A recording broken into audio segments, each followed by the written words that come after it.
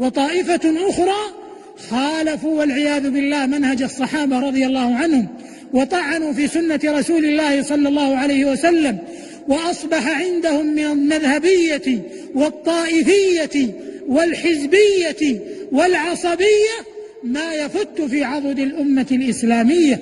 الإمام أبو حنيفة يقول إذا صح الحديث فهو مذهبي، والإمام مالك رحمه الله يقول كل يؤخذ من قوله ويرد إلا صاحب هذا القبر، ويشير إلى قبر رسول الله صلى الله عليه وسلم.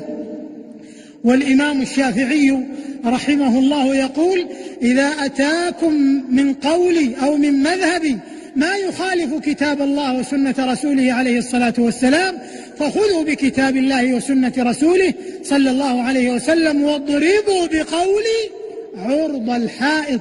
والإمام أحمد رحمه الله يقول عجبت لقوم عرفوا الإسناد وصحته يذهبون إلى قول سفيان، والله عز وجل يقول فليحذر الذين يخالفون عن أمره أن تصيبهم فتنة أو يصيبهم عذاب أليم.